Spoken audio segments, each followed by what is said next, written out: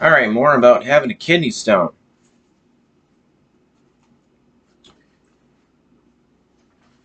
I was just thinking how I wanted to say that it was interesting how this kidney stone experience was just 6 months after my wisdom teeth extraction experience. So those both happened in the same year. Interesting. Quite the year of pain. Although the wisdom teeth experience was not very painful because I was knocked out. Couldn't be knocked out for the kidney stone experience. Alright, so I was at the hospital. And I had the urinalysis done. I also got pills for the pain.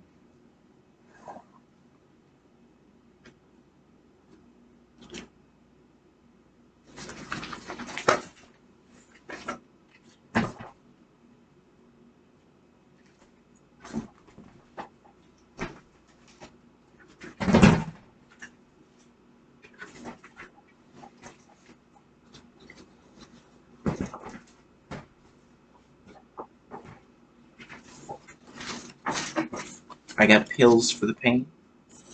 I still have the bottles.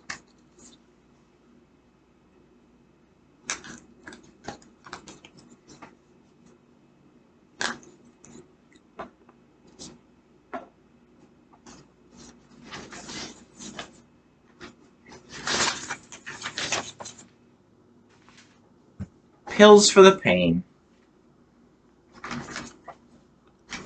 So I felt a little better knowing that I had some pills that were stronger than the acetaminophen that I had taken previously.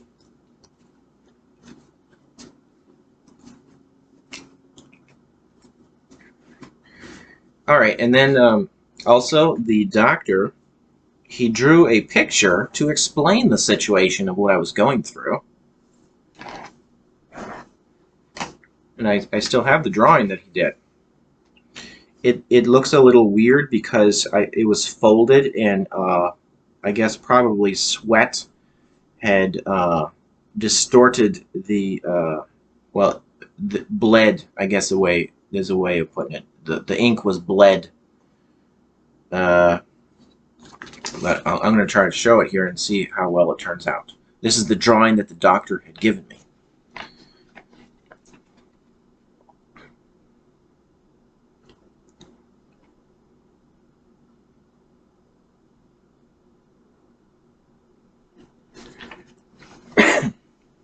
So on here, on this drawing, well, below the drawing it says it's got these 4 steps on here. Hydration is the #1 step. Make sure to drink enough water. Take well, it's got the two pills that were given to me. Diclofenac twice a day and Flomax daily. All right, I'll talk about that later. Those pills. And then it says, see a urologist. It looks like out-of-town urologist. I didn't have to do that. So I guess if the condition was really bad or got worse, I had to go see a urologist. So on this drawing, it says that my kidney stone was 5 millimeters. So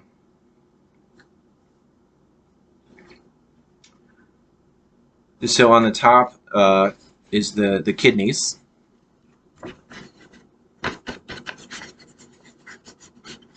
And the one, mine, is over here.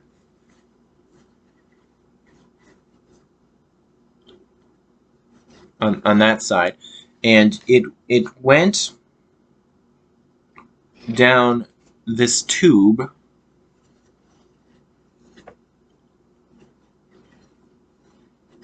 called the ureter.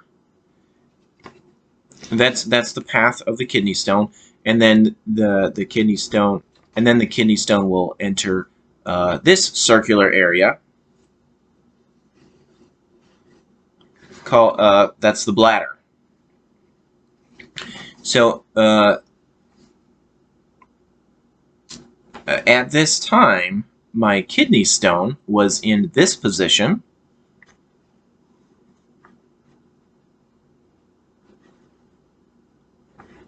Near the end of the ureter, on its way to the bladder.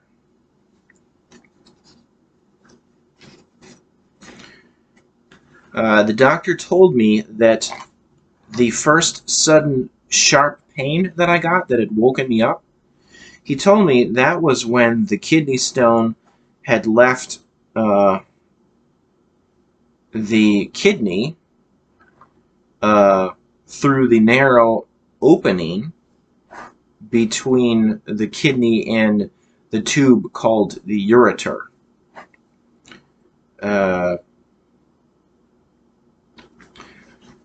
So it was very painful because it was this kidney stone was trying to squeeze through this smaller opening. It was a tight squeeze, so it was very painful because of that, trying to squeeze through the passage between the doorway. The doorway from the kidney to the ureter was not a very big doorway that the kidney stone was forcing its way through. So that's why it was a sharp, sudden pain, forcing its way through the doorway, forcing the way through the doorway between the kidney and the ureter tube.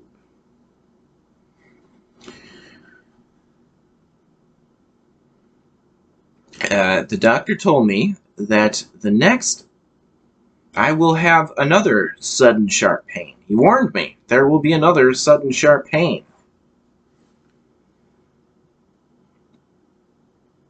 when the kidney stone enters the bladder.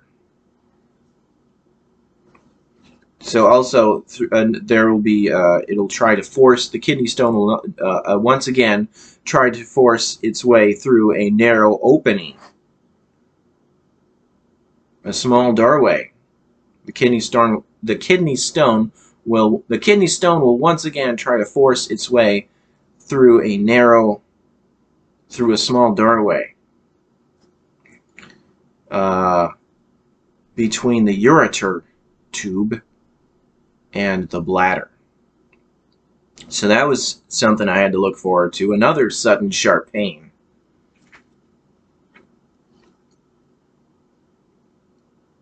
So I was scared about that, but at least I had some pills to take for the pain, is what I was thinking. But I was still very scared about another sudden sharp pain.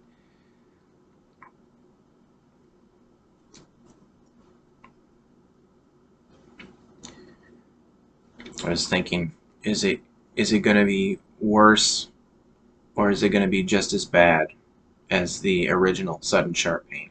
So I was very, very concerned. I wanted to know, I asked the doctor, I said, I wanted to know why I got the kidney stone and how to prevent it from happening again. I didn't want to have to go through this again. The doctor told me that I need to make sure to drink enough water. But I felt like I was thinking, well, I already do drink a lot of water. I was thinking. For a while now, for a while, many years, mainly what I've been drinking has been water. Because I stopped drinking soda pop a long time ago because I felt like there's nothing nutritional about this. I felt like this is just like eating candy. This drinking this soda pop. Like I used to like 7-Up and cream soda, root beer. But I stopped drinking that a long time ago. So mainly I was drinking water and tea. I was having tea a lot. Never got into drinking coffee. I felt like coffee, it just made my heart feel like my heart was beating too fast. Coffee just made me feel sick. But I drank a lot of tea at the time and went through a lot of bottles of water. Dasani water. There was another one. Oh, Nestle. I drank a lot of those. So I felt like I was drinking enough water, so I was confused about that this is why this happened, because I wasn't drinking enough water. That's why I got this kidney stone. So the doctor told me to make sure I drink enough water, and I thought I already drank enough water. So I was thinking, well, all right, I guess I have to drink more water than I'm drinking. But I was assumed, because I was explaining this to the doctor, and it was assumed mutually that this is probably why I got the kidney stone. That it was from biking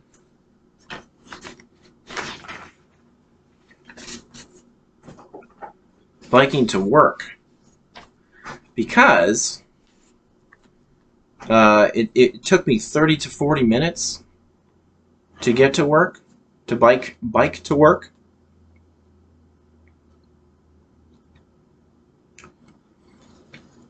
So I live like kind of in the center of my town, and the center of my town, and so I don't have a car, and the place I was working was way on the other end of town. Well, way on the edge of town in one direction. So I had to bike from the middle of town to the far edge of my town on bike.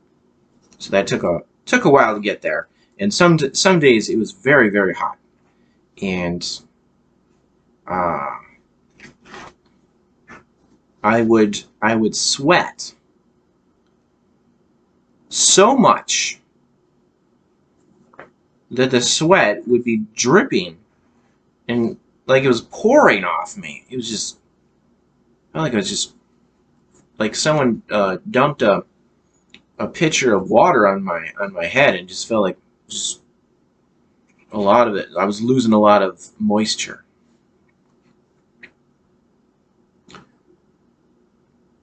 And I would sometimes, I would usually drink some water from the water fountain at the place I was working, but apparently I was not drinking enough. I was losing more water than I was taking in.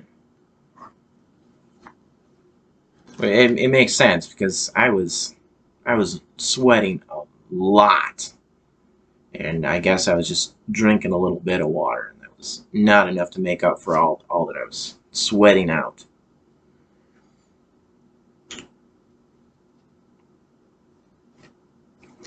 The doctor also, because I was thinking, well, is it possible that this is related to my diet? Is there something I should be eating more of, or something I should be eating less of, to prevent having a kidney stone? I remember the doctor said that some people think there's a theory about eating too many nuts could contribute to getting kidney stones, but he didn't seem too confident. He didn't seem too confident about this theory, and so because he wasn't confident about this theory, I wasn't either. But just something to consider, like, well, all right, I don't want to get a kidney stone, so I guess I need to not eat too many nuts. I was thinking, well, I used to get these Lara bars a lot. It was these nut and fruit bars. Uh, they always had dates and uh, there was a variety, but they always had dates and different types of fruit and nuts. I think they all had dates and with like cashews or almonds or some other kind of nut. So I was thinking, was I eating too many of these Lara bars that they had because of the nuts? Is that why? But no, most likely it was because of sweating as much as I was sweating and not replenishing the moisture. I wasn't drinking enough water, so that was more likely what the cause was. Yeah, I wasn't hydrated enough, most likely.